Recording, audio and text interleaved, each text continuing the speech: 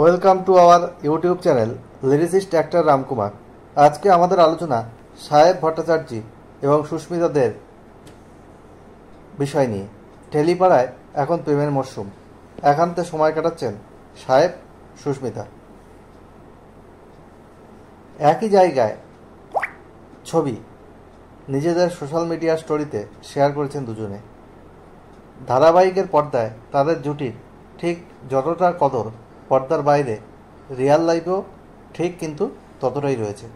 কথা হচ্ছে কথা আর এভির।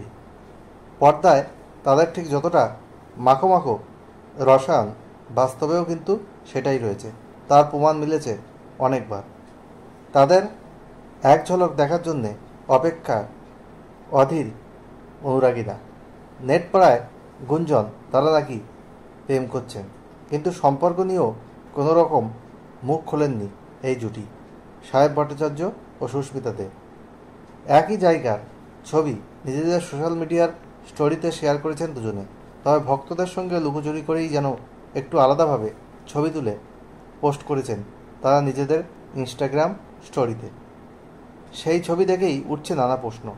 একই আকাশের নিচে একই রকম কটেজের ছবি দেখা যাচ্ছে সেখানে। তাহলে কি একই জায়গায় রয়েছেন তারা? এবার সেসব নিয়েই শুরু হয়েছে জোর জল্পনা, গসিপস। তাহলে কি শহর থেকে দূরে গিয়ে প্রেম করছেন সাহেব সুস্মিতা? পাচক মশাই আর গোবর দেবী জুটির রেটিং কমেছে টিআরপি তালিকায়। তা সত্ত্বেও কিন্তু তাদের জনপ্রিয়তা বজায় রয়েছে। এবার এই জুটিকে ঘিরে নেটপাড়ায় গসিপ শুরু হয়েছে।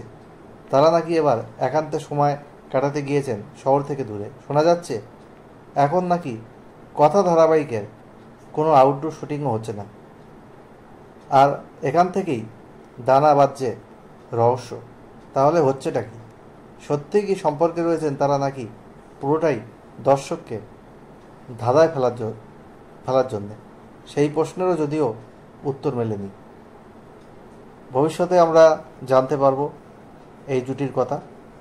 যাই হোক, তারা কি রিলেশনে রয়েছেন কিনা আরও সেটা স্পষ্ট হবে।